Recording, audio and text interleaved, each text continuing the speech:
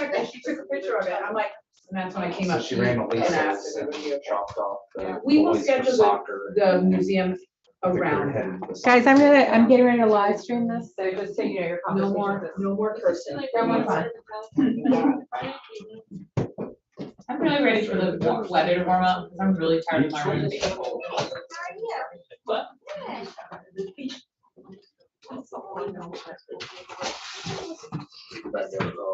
Well, Yeah. You got it?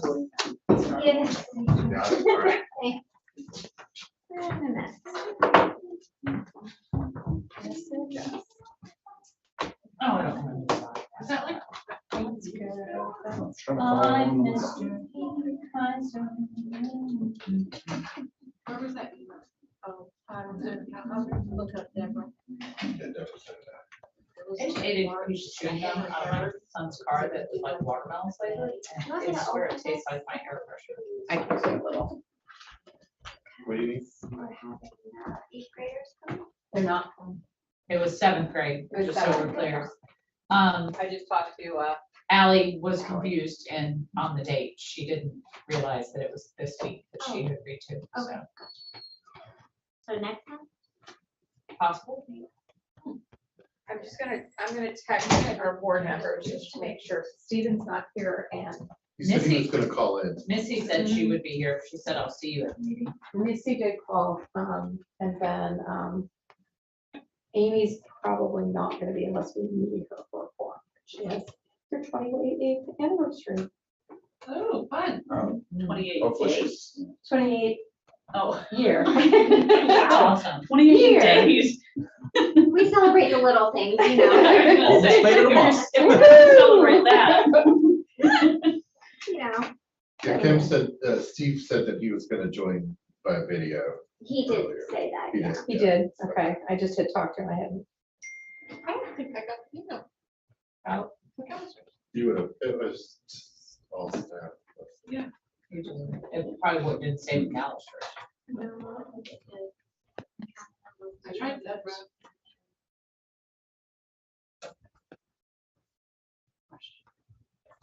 All right, I'll text. So let me just say, Missy, Josh, she said she was there. Josh, Josh, We're good. typically comes in like. for later, He's yeah, here. Josh, It just Amy, went to the restroom. and Steve. Four, five, six, seven. It's me. It was just saying. Oh, wow. That's festive. It's pretty sparkly. Except maybe touching the sprinkles. Wrinkles and sparkles, that's me. And then the other title I have is from MTSS, you know, from our multi-system support. We had to do a behavior, you know, like, so the first thing in the behavior chart is general needs. I said, oh, that's me, general needs. My new title. You're sorry. A hard hat to go. That's what it is. These guys it wouldn't go well. Oh, yeah. Here's You're mine. welcome. We get fired in a heartbeat. You're doing that. I wouldn't have friends either. They'd have to bleep us. My family would just go me. I'm going. Actually, my friends probably here. I probably. This is fun. Dinner. Yeah. Hanging out. Yeah. Well, that was my confusion. That should be a good- Missy's coming. Happy, how's that? Josh doing? is here. She's wonderful. Is she still on? We Oh, haven't no, left no, yet. they came home Sunday. Okay. They Why? came home Sunday, that's why I was I here on think, Monday, because they came yeah. home, and I was Oh. just trying to give them some Tried time. His getting parents there. came into town Steven. late Monday into Tuesday, Okay. and so, and then they had their Oh, first here's doctor's appointment Steven. today as well, so. But not I'm, Steven. You were talking I'm about out Steven Thursday, Hall, Friday, right? Monday, I'm going. Yeah. With my husband, Oh, because you know, I thought he said the baby that. was supposed to be born this Friday. Exactly. So he was already scheduled to fly home. Oh. I didn't think he's not coming. Oh, So I'm, yeah, even that baby. yeah. So. How come you don't know? Yeah. How come you haven't catched on that one? Exciting. Too new? No. My sister just had her Any baby reason? 9 Yeah. I wonder if that was pounds. the that.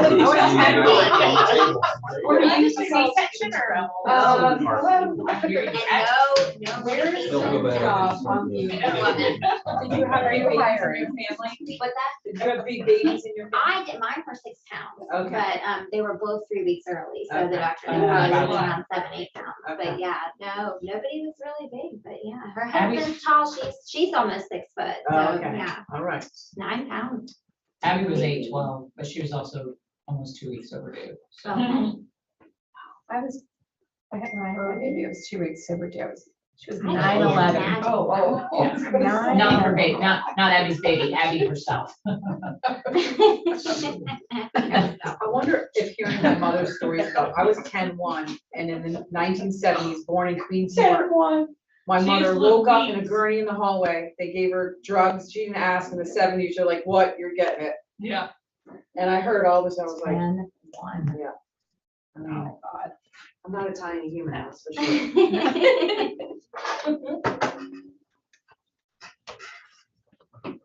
Kathy, if I'm sharing, I would be sharing on that little screen, right? So should I reverse it? Let me see.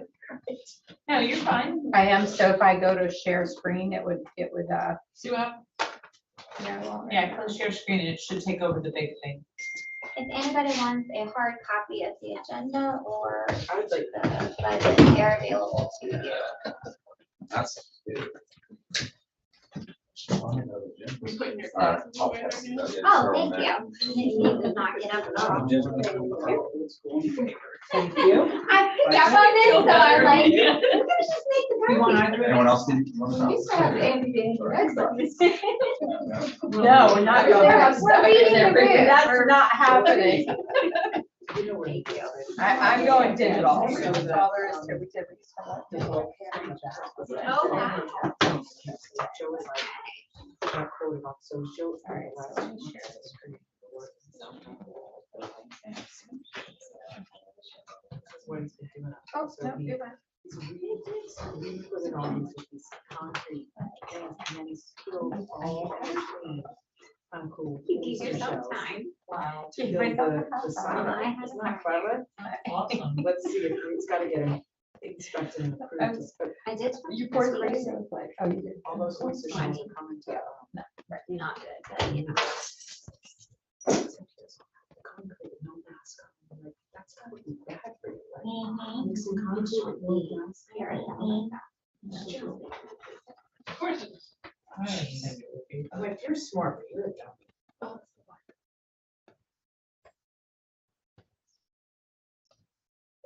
I'm gonna die before the concrete units get to me. Okay.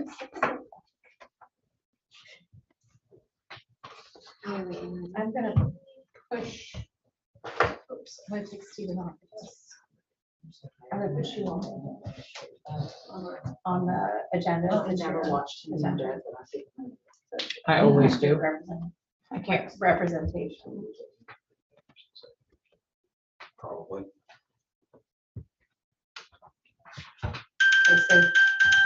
Most likely to lose my phone, sorry. Set it off literally every block, probably. It's my favorite. Or it goes part. off on its own when the block ends. My phone alarms for the end of the block. I'm like, oh, there it is. Oh. It's my Oh, favorite is part of that having it up to watch. I started then. Find this. But Okay, so Stephen's not here. Bless you. excuse me. Welcome. Hey, Judy. I'm always ready. No, no worries. I always think I can do more in a period of time that I can do. Write 3 more notes. So I used to worry at the early and then they're like, Okay. no, I don't end up being early. Yeah, that's So correct. now I Yeah. just like, okay, I think All right, we're we're all early. set. All right. Yeah, So I when think it's optimism. There's like some optimism, like And I've done it enough times and I'm like, nope. you've learned. I'm not there yet. Early. I'm gonna get there. I'm gonna work on it. I like my culture and my. You're good. Like, All right, we're coming, so.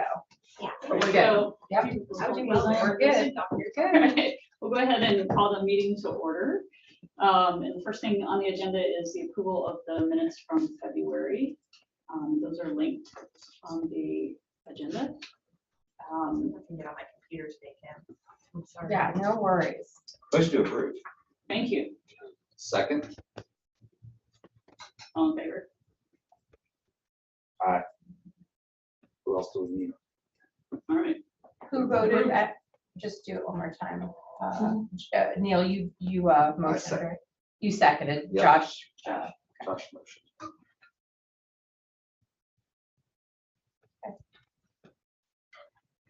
We have business. No? It's on there. Student presentation? Yes. There was a- Okay. There was. Yeah, it's off. Oh, I'm looking at people. the ones Yeah. downloaded. Yeah, No, yeah. just, Oh, moving on then. All right. then everything's fine. Woo-hoo, I'm on the wrong You one. are super efficient. You're so It's, good. You're so good at this. ADHD right there. So we'll go to the Director of Operations report with Susan. So I will start with the budget. If you needed a copy, I do have those up here and they, I believe, were passed out. There is one thing I'd like to draw your attention to in the revenue up top. So you'll see 1, 2, 3, 4 lines down, revenue supplemental teacher compensation 071. That is brand new and was placed in our budget as of March 10th. And we're still determining the required use of this particular line item. Of course, it is for teacher supplemental compensation. It should have been identified in 036, so it should have been in addition to what was already in 036, and it remains to be seen whether or not this goes toward the 8% supplement that is written into policy, or if it's above and beyond. So that's something that we have to investigate. And we have Acadia looking into this for us, and I'm talking with a couple of other schools as well. So that is something that is up in the air, but I did want to draw your attention to that because that's brand new as of February. It has never appeared in our budget since the beginning of the year. So this is a surprise. Any questions about that? And that state money, Correct. is that for testing? Or Not, like No. no, teachers that No, it is not. make whatever? no. Okay. So I did read the FAQs and the state guidance on it, which is as clear as mud, but it does say that, charter schools are not required to, but are encouraged to utilize this funding toward teacher supplemental funding. But whether or not that applies to the 8% and assists in your bottom line, or it is above and beyond remains to be seen. So there may be some discretionary choice there. That's something we would bring up in finance and review our numbers. It's just not something that we have enough information about right now at this time. So, but I did want to draw your attention to it because it just popped up when I was reviewing the most recent budget. It's a good surprise. Yeah, it truly is. It's helpful in one way or another. So we're glad to receive that. The local districts and charter schools, it was based on a specific calculation, as most all budgeting is, and this is the number that we got, very specifically $27,933. So how that is allocated will be determined, and we will update you at the next board meeting as well, because I truly anticipate we'll have this figured out by then. Any other questions? The other things that I did want to draw attention to, because this can sometimes be a little disconcerting when you see negative numbers. Remember, when you see that in local revenue, that means we have more money than what we anticipated we would get. Largely, this is in interest and fines and forfeitures. So counties are required to hand over the fines and forfeitures that are allocated for our charter school based on the ADM. Also, we had to create that escrow account for the retirement dissolution funds guidance this year. So we have $50,000 in that account, which is accruing interest, and we didn't anticipate as much interest. Interest rates thankfully have risen. So along that vein, when you see the MM, that's the money market.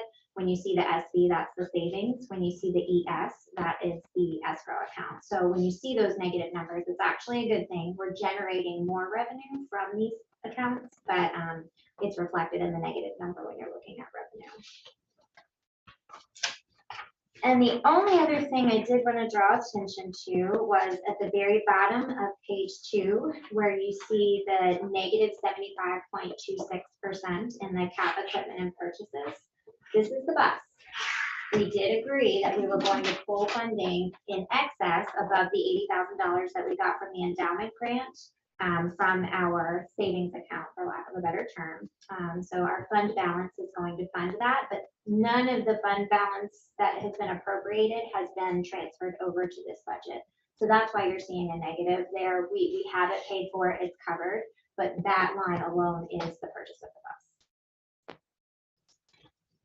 Everything else we're trending appropriately.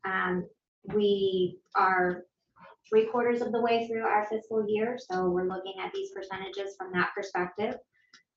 Some of the federal revenue, so for example, 050 at the top of the second page, it says 100% remaining because we had to reclass some items, but that's going towards salaries. So we definitely don't have 100% remaining. That will be updated at the next board meeting. And we are meeting on April 4th for our next finance meeting as well, where we hope to review more recent numbers in our budget. Still trending for a surplus at the end of the year, so that's a good thing. And we anticipate that number may be even a little bit higher because we did pad some budget lines that we thought we may not spend as much as we had anticipated. So that's where we are with the budget. Any questions about what we discussed or anything else? Okay, thank you. Then we're going to move into our safety update. I did invite Ben Rose. He and I just traveled to San Antonio last week, so we were gone all week, and we attended Alice instructor training. And I wanted to give Ben an opportunity to kind of present his experience before I monopolize the time. So, yeah. Sure. No, well, one, I really appreciate the opportunity to have that experience. Susan and I were able to participate in some, upon thinking about it, basic skills when it comes to mitigation of safety issues. And so with that, I left feeling far more confident in the school's ability to maintain a safe place for our students and our families and our faculty and staff. There was nothing groundbreaking, so don't get me wrong, but it was formulated in such a way it just made sense about what tactics you could take, and tactic is a strong word, but what things you can do to mitigate issues as they arise. So, and the other is we have a long way to go, but it is a good way to go, I think, in terms of how we address safety at schools. So our next safety team meeting is actually Monday. We are going to discuss and present the Alice training that we just went to, how we might be able to introduce this to our staff, and then ultimately, eventually, the goal is to students in an appropriate and developmentally appropriate way. Because a large part of it and what was helpful with this training was speaking with other schools that have already gotten that far. So they have all trained their students in this particular approach, which is more proactive, but provides choice. So in your grades K through 3, for example, you're not going to be countering an assailant, but you could follow the directions of a teacher. When you're in 2nd and 3rd grade, you could help to push some items over toward the door to create a barricade, things like that are more proactive than sitting and waiting for whatever might occur. So that's the whole premise of the training. It starts with that response, the traditional lockdown response, where everybody is huddled in one area in a corner. And they simulate that with an attacker, and they have a Nerf gun, and that's part of that experience to show you what are the percentages. What? Really? Yes, it stings a little, I will say, but we were waiting under desks and hiding, and that's what we were told. This is your only option. This is what you will do. And then we calculated the numbers. How many people got hit? Raise your hand. You're going to look at about 70% on average of the room is going to get hit, and that's with a very quick act.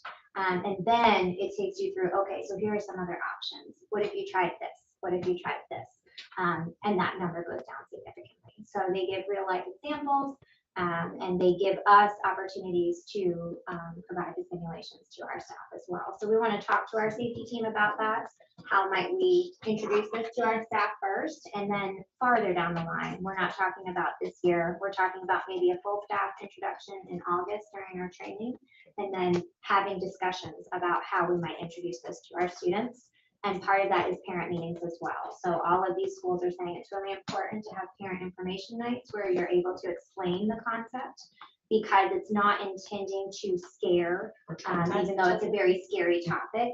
Its intention is to empower, is to make people feel more in control of their environment should something like this happen. And of course, we never want anything like this to ever happen, but the reality is that it could. So what can we do to be as safe as possible in these kinds of situations? So it was very eye-opening. The simulations are really powerful because you're actually put in those situations.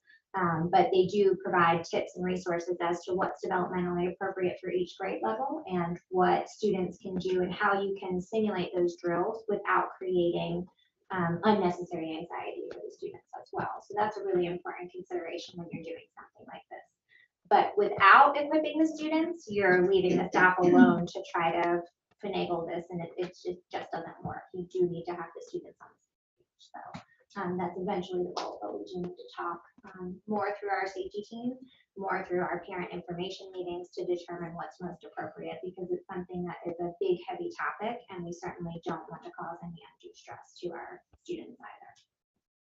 Was there any part in that training, did any of it it sounds like everything's happening in the building.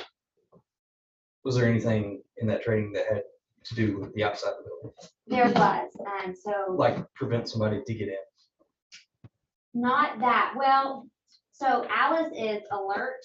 So the first thing is the alert, right? So Gotcha. if you see someone on the perimeter, your first, and this ties nicely into the raise panic button, which we've been putting out a little bit of information. We're going to talk about this in our safety team meeting as well. That is a mechanism, that is an app that allows a staff member to alert the entire staff that there's suspicious activity, for example, outside on the campus. So being proactive and aware. So the first piece of this training is situational awareness, and they have the color zones of that. So if you're white, you're clueless, which is what my husband says I am most of the time. Not aware of my surroundings. He's in law enforcement, so he's always operating in orange, for example, aware and ready for something to happen. That's why when he's in the booth, he has to face the door and he has to be ready to, back to the wall. I can never sit there. So they give those examples of be aware of what zone you're in and try to be in the yellow, which is the recommended. Like you're aware of your surroundings, but you're not perpetually in a state of anxiety. We then talked about our zones of regulation, and we're like, I don't know how this is going to coincide with our mental health training. I think the Nerf gun exercise may bring people into Yeah, we may need to support after the fact. Very red. We'll all be in red. So there is black, and black is the opposite of white, and that's frozen. A reaction is happening, you're fight, flight, or freeze, and black is you absolutely are ill-equipped to respond to whatever is happening in your environment. Red is obviously something's going down and you need to react. Orange is something really doesn't feel right here.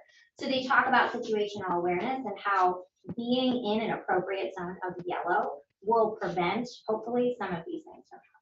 Because we talked about a fire drill. We had one of the simulations, it was brilliant. One of the groups came up with this simulation that, well, we're gonna pull the fire alarm. What are you trained to do in the fire alarm? We're all cattle and we're all walking outside and we're all in our own heads, because if I'm a kindergarten teacher, I'm counting the heads and singularly focused on getting the children where they need to be. But am I aware of my surroundings? Am I looking to see what's happening around me?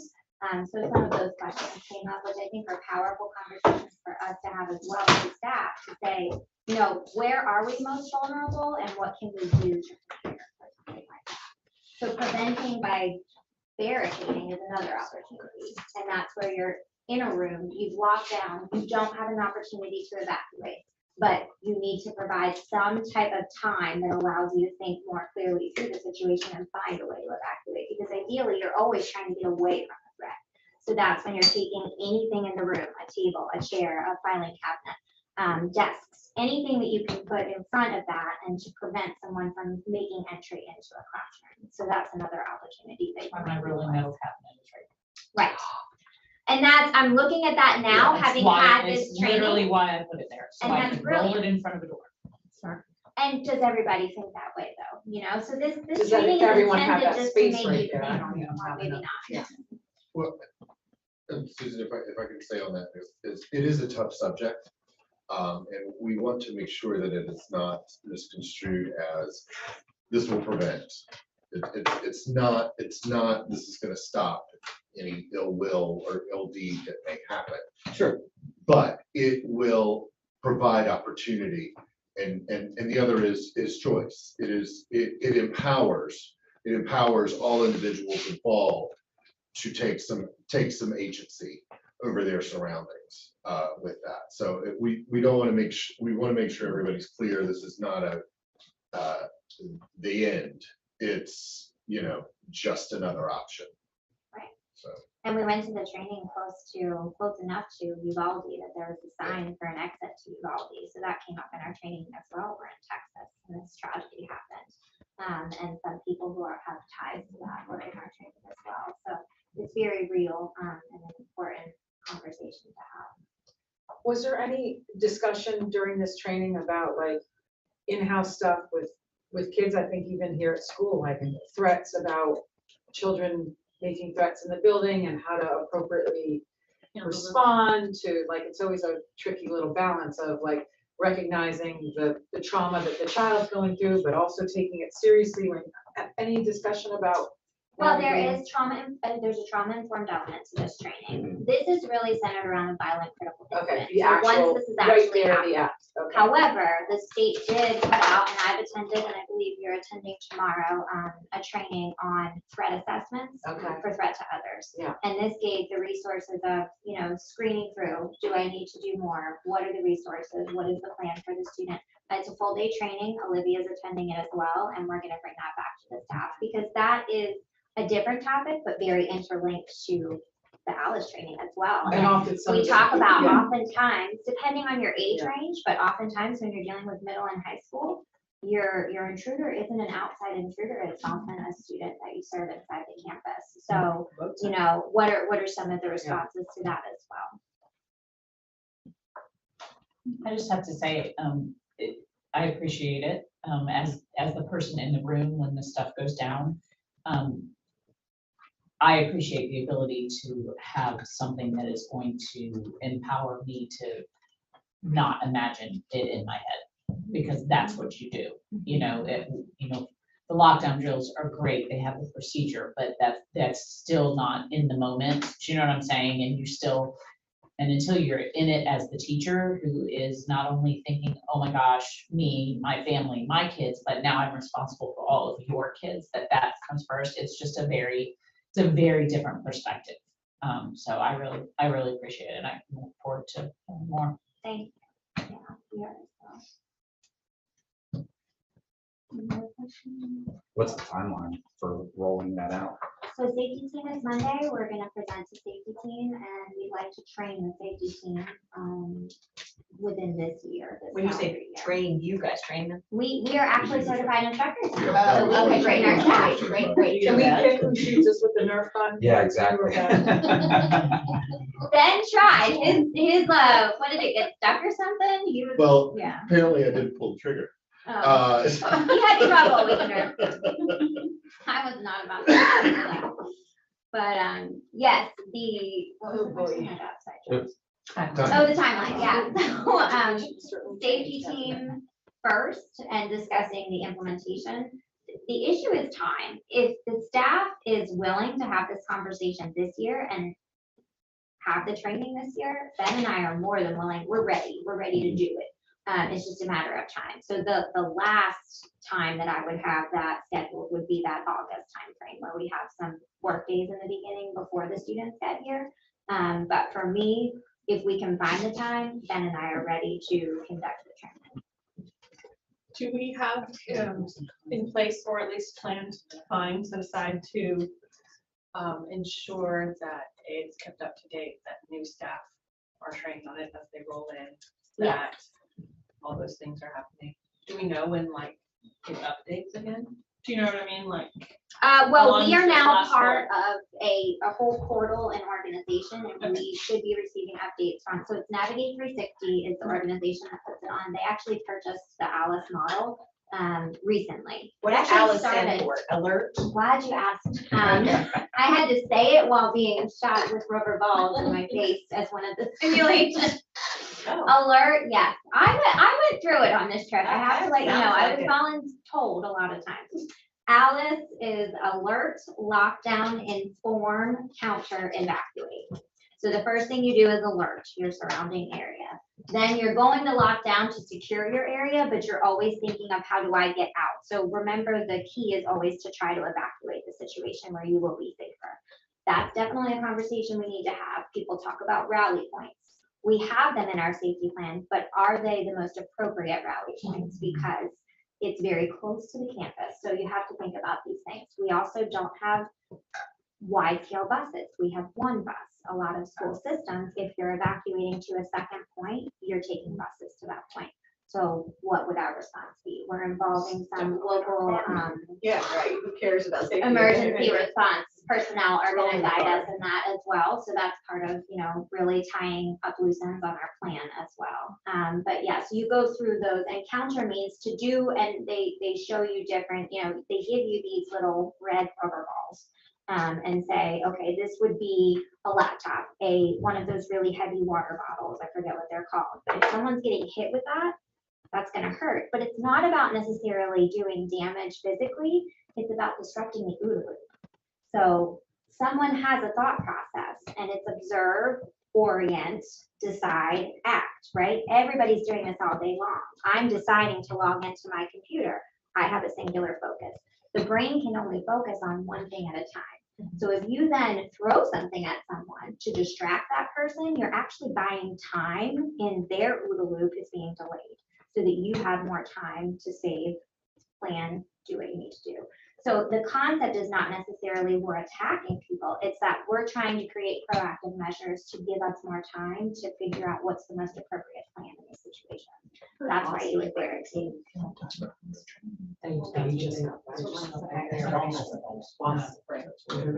Was it 0.35 seconds? I think it is for the brain to reorient. And that's part of that. So you can buy yourself or others quite a bit of time by constantly causing reorientation. As that 0.35 builds up.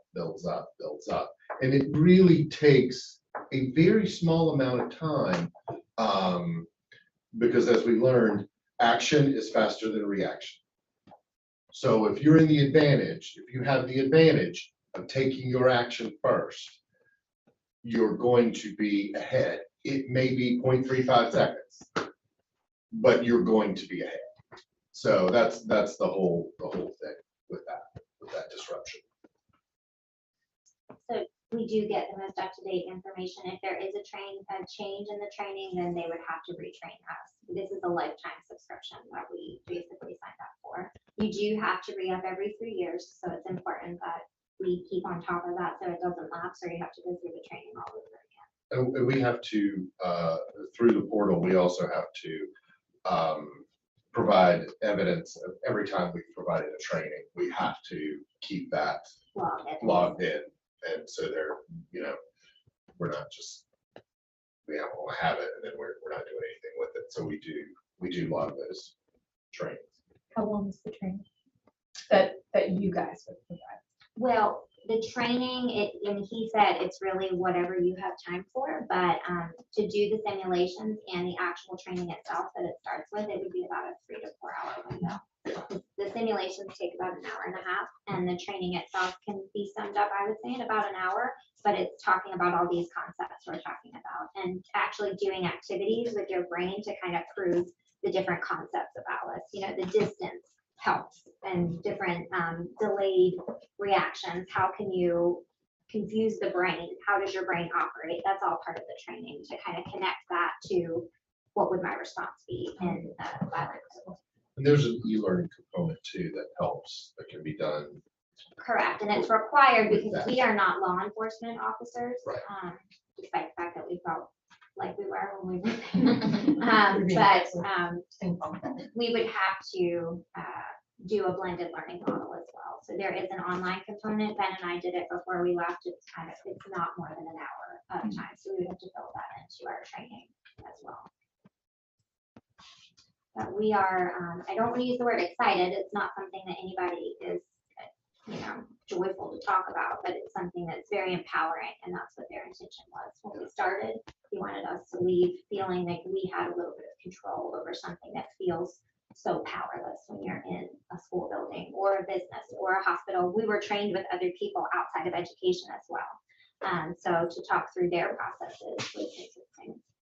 And I was gonna say, Susan had done this before, I believe. I know I've done it twice before from Massachusetts. So when I came down here and we didn't have it, I was a little surprised, but I'm glad to hear that, we're doing it. And I think it really does empower teachers, and I think parents, once they have a better understanding of it too, will be happy that we're doing it. Yeah, I like it. I think it's proactive. It's proactive, yeah. But I was curious too, how was it rolled out to parents, just so they don't hear it from their kids? Right, so that's where those parent information meetings are gonna come into play. And also front loading that communication, making everybody aware through teacher newsletters, through the community updates. It wouldn't be something that the kids would go home that day and be like, guess what we did, and you had no advance notice. And please know, it's always very safe. The people that were giving feedback in the schools that actually have trained their students, somebody from Wyoming was like, yeah, this is school wide, and they actually have 60% of their teachers are armed in his district. Because that is a state that allows for that. So just stunning to me to learn about some of the other practices. But yeah, he said the kids actually get kind of excited about it because it's okay, how can we barricade this door? Let's practice. This is what we're going to practice today. How could we practice evacuating? What would we do? And it's taking kids through those scenarios to make them more comfortable with it, because you're going to do what you've been trained to do when you're in a crisis. You know nothing else. And someone actually said you're only as sharp as your last training, because that's what is most fresh in your mind. So if it's in practice and it's in training and we're used to it, then that gives us a better opportunity to equip ourselves. And we're fortunate in the sense that it is a curriculum that can be shared with families. And it gives you levels of confidence. Well, it provides opportunity for confidence in any setting beyond school. The movie theater, the grocery store. So it is I guess a bit of service learning, if I could say, in the sense that it can provide opportunity that is outside, outside in your daily life. I was just gonna say, I've been through it. I did it at Cape Fear Academy. And it is it was so eye-opening. I felt it was very intense too. But it really was very helpful, I think. And we've all done safety trainings before, but this, like I said, taught a lot of different things that you don't think about. Did they do it with their kids, the students as well? Did they have some training? No, we did it as with teachers. And Were you a sub at that time when you did it? I know that there's a couple of high schools that have done it, some coastals done it before. So it's not. Will our subs? We're gonna have to, talk about logistics and all of that. But yeah, anybody who's in the building should be equipped. Now, their point was, if you had a sub and they haven't been trained, they're a new sub, and your kids have been exposed to it, it's not that the kids take the reins, but they know instinctively what to do in those situations. So you are better equipped, but it would obviously be more appropriate for every adult who's responsible for caring for children in the building to be trained. And you were talking about how long it would take or whatever, but we did like the whole thing together, and then they did small groups did they do that? Yeah, we did that in our training as well, kind of rotated through. We did some whole group activities, but as large as our staff is, I don't know that would even be as impactful as opposed to breaking it up, because you don't want to have 55 people crammed in, it's not going to get the same. And it actually, makes me nervous for safety, because when you're, even though you know it's a drill, there were people in our training that you just go into this instinctual place inside of you and it really feels real. So you react in a way sometimes, like somebody got knocked down to the ground, for example, because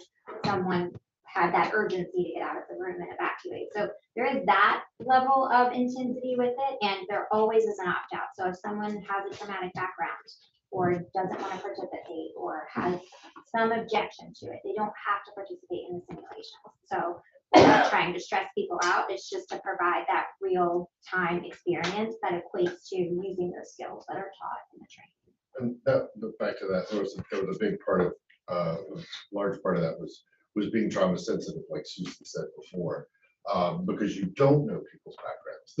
This was not a, which I will say, I thought it was going to be a gung-ho kind of thing, which was cool and then also made me nervous. But I was pleasantly surprised and relieved at the amount of awareness, mindfulness of others' trauma that even a training can trigger.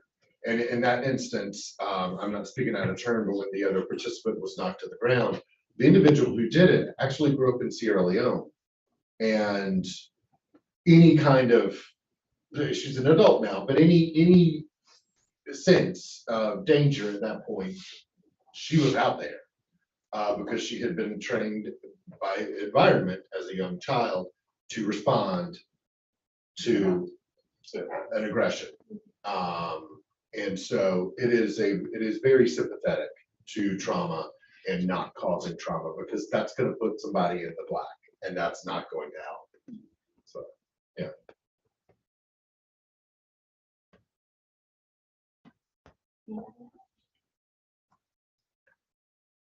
All right, so we'll update you when we have trained, and after our safety team, we decide a process. I'll bring that to the board next month as well. Then that brings us to our facilities report, which is relatively short. We do have complete projects. Our health inspection was completed on Friday, March 10th. We received an A, and were provided minor areas to address, including stored items on the floor.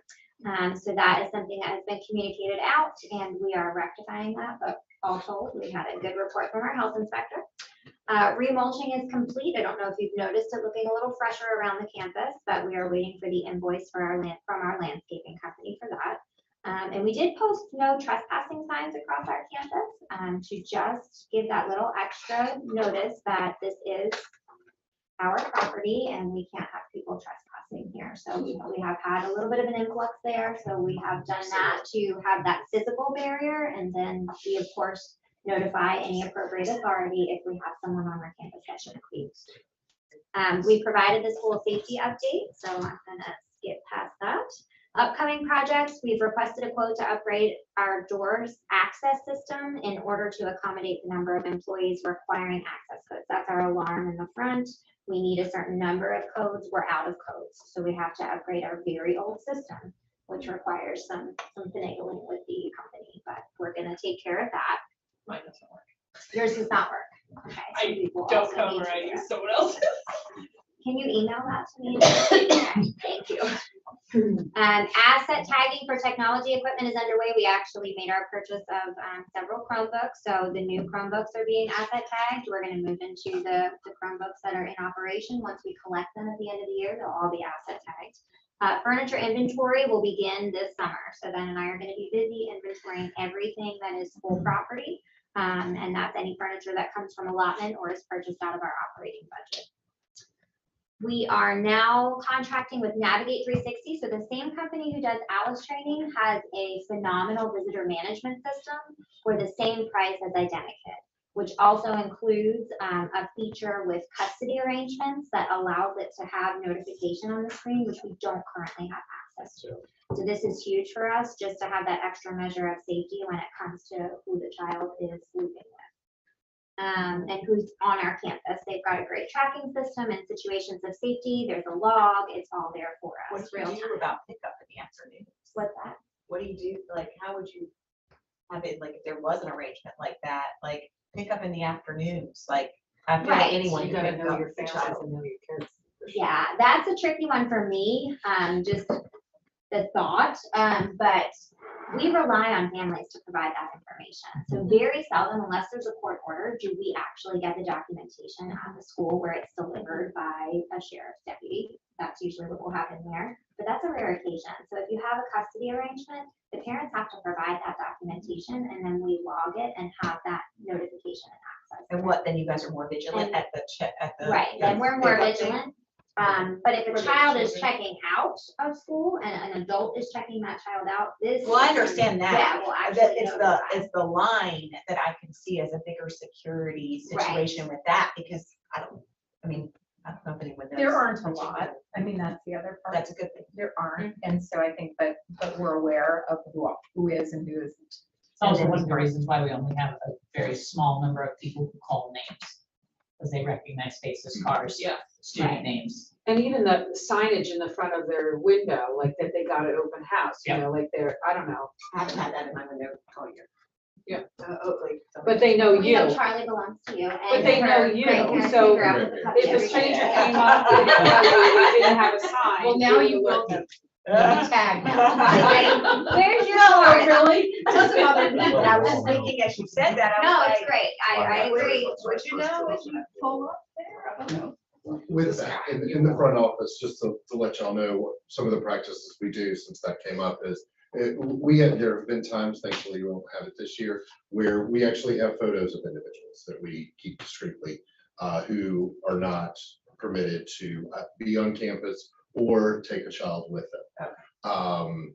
So And we have teachers gone- are alerted of those, even non-classroom teachers, so Right. if there is a parent like that, we're aware in the past. It's Yeah. really the And- exception. And It it really is, Very and even rare. if we, somebody comes in and they, they're legit, well, we don't treat them as a legitimate individual until we've referenced our school.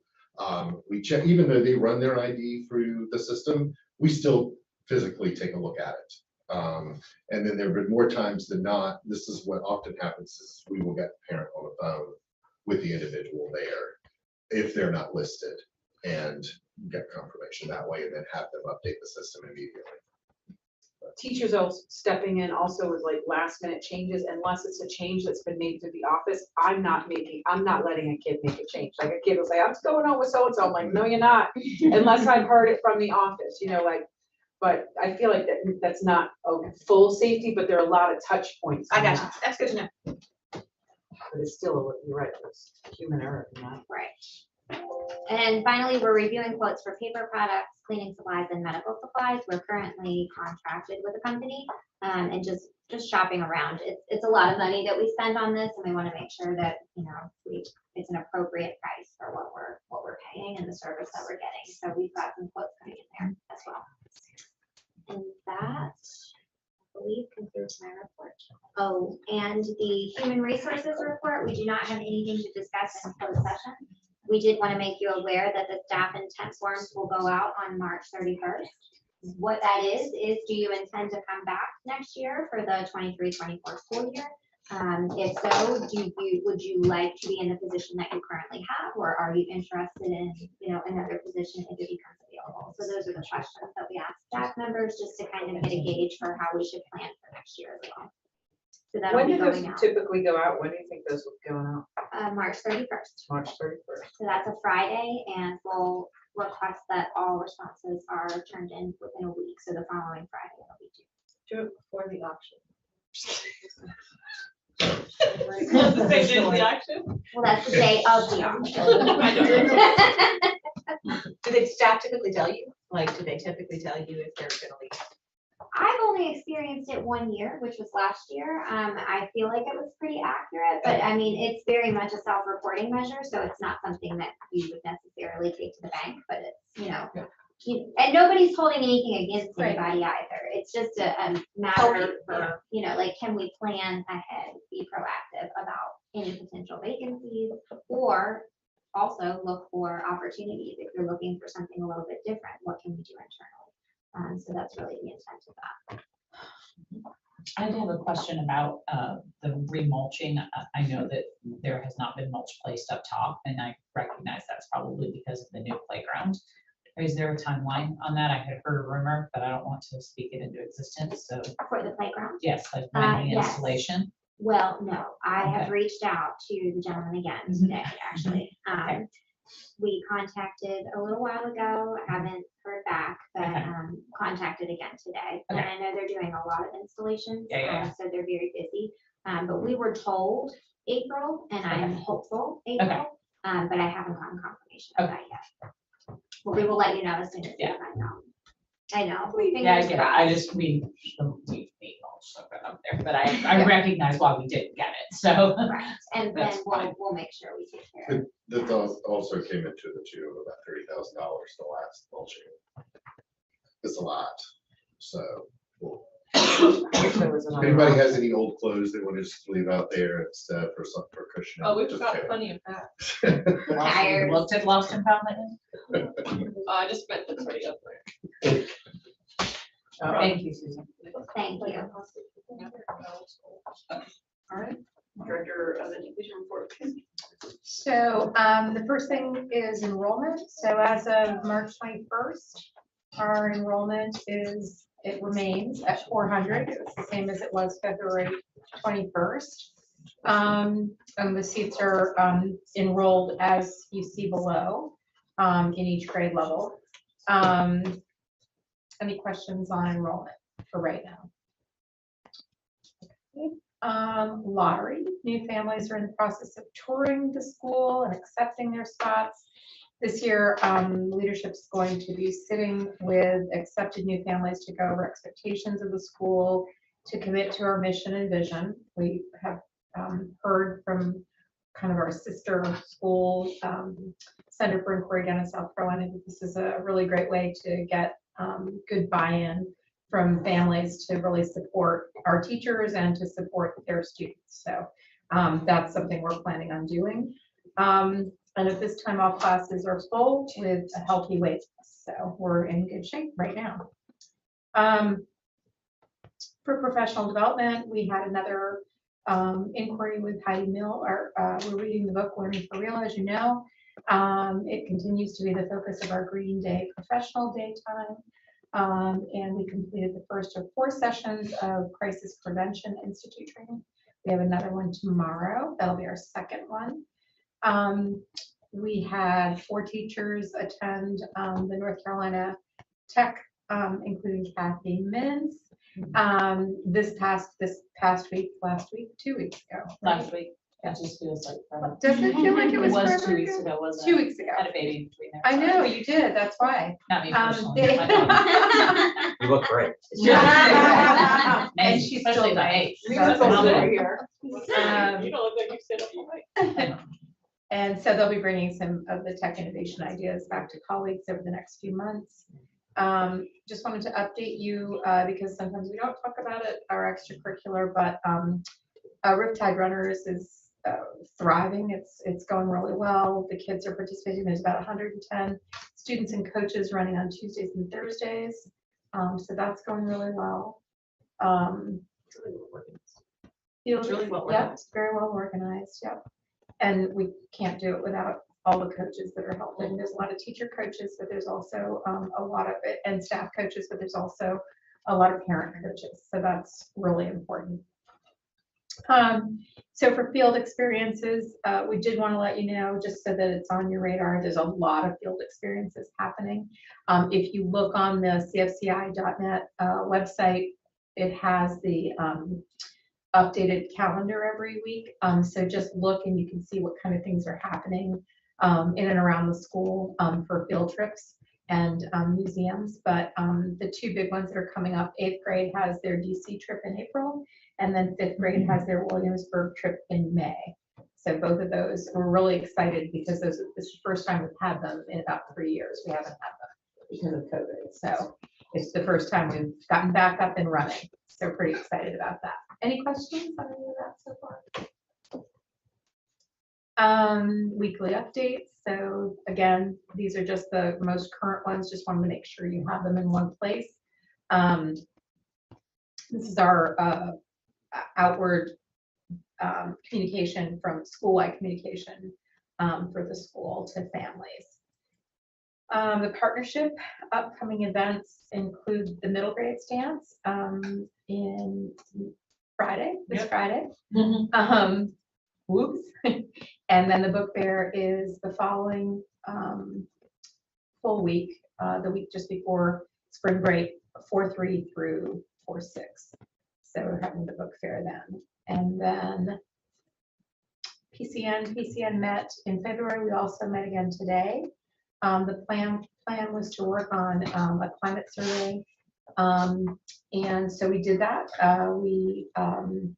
Trisha Ventura and Casey Galvin took the lead on that and came up with a document, a form, a survey that we're going to be sending to parents. We've made a few adjustments to it today, and we're making it into a form so that we'll be able to kind of look at the results and see kind of like overarching themes that are coming through with areas such as discipline,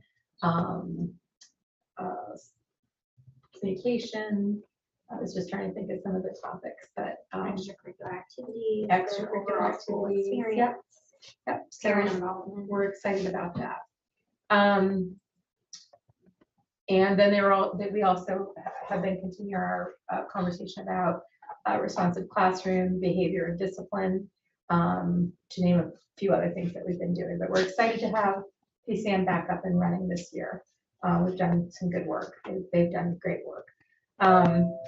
And then last but not least is our auction for inquiry.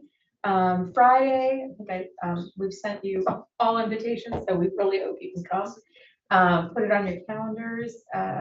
If you can come, put the link to the tickets there. Did want you to know that the auction for inquiry raised over $4,000 with their coin wars. They called it Sprint for the Bus in just 3 days. And the top 2 classes, which Ms. Dorian and Ms. Shanks, it was their classes. They raised over $1,000 just between the 2 classes. We'll be going on a bus ride and to get ice cream. So pretty excited. Boombalotties. So we're excited. And so that's really it. That's the bulk of the director's report. Kim, did you mention student lives are that week also? I did not, but I can put that on here. And they're not just that week, they're both weeks. They're both weeks. So they Okay. start, They're just coming our up. student-led conferences are coming up. Yeah, they're coming up this coming week and next week. So we'll get that out in community update too, but I'll put it on here as well, just so you have it. I just would like to apologize for being late. I was driving, I was like, yes, I'm early. Because it's the auction for inquiry meeting that's at 6:30 this week. Not, I don't know, my brain is just fried. Oh, I apologize. I know, it's just like, wait a minute. You made it really early. would've done it. I'm early in 5 days. No, wait, seriously, I'm worried about myself. So 7th grade did not come do the whirly gigs? No, They thought there about was it. miscommunication. We all know. Misunderstanding about how soon the meeting was coming up Okay. on everybody's part. Not so great, but. I mean, we're all part. Just from executive committee, committee reports are linked there. Meetings were what, 2 weeks ago? So there are updates on those. Does anybody here have anything to share? Not? And the other thing is board member positions for 23 next school year. We have 2 open positions. I don't know what is They, community knowledge. community member, community spots. One's Stephen Hill, and then the other one is Amy Suchek. They're both. So they could be parent or Positions. community.